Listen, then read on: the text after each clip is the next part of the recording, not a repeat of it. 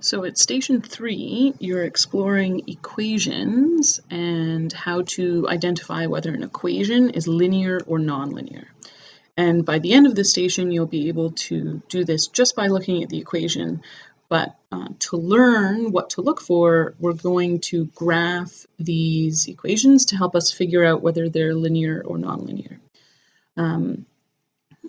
Your calculator is an excellent tool to help you graph equations and do a lot of other things that we'll learn about this year, but today we'll use this as an opportunity to learn how to graph equations on your calculator.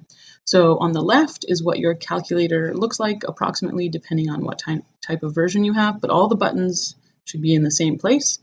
We have a couple of displays here in the middle. This top screen I'll explain in a minute. We have the graph, and we have what we call the window. And on here on the right, you'll be able to see what buttons I press to accomplish what I'm trying to do. So when you're given an equation, visually, to see if it's linear or nonlinear, a graph is the easiest way. So linear equation will form a straight line, a nonlinear equation will not form a straight line. Pretty evident from the terminology. So if you want to graph an equation to find out, the first thing you're going to do is press the button, well, after you turn on your calculator, is press the button in the top left that says y equals, looks like this.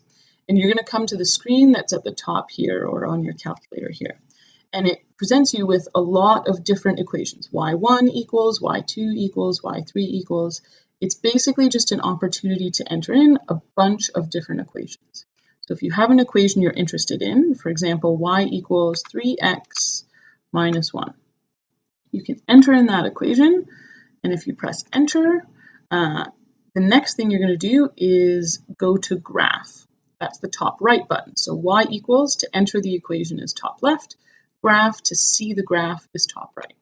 When we press graph, you'll see that it graphs the equation for us.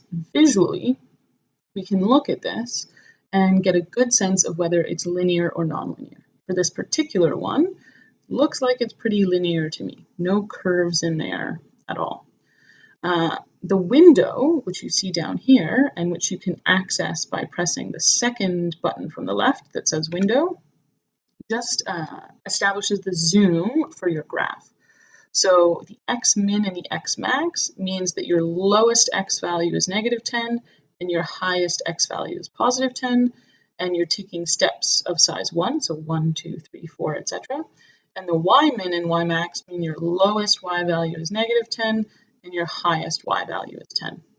You can play around with this window if you feel you want to see more or less of your particular graph. So that's an option there, and that would be a linear equation. Let's try a different equation. Let's try x squared plus 4. And press enter, and when we look at the graph for that one, and it appears, we see something curved, which would indicate that it's not linear. So I'll let you sort of try the other examples and determine whether they're linear or nonlinear, and see if you can figure out from the examples what elements of the equation you can look for to determine whether it's linear or nonlinear without having to graph it.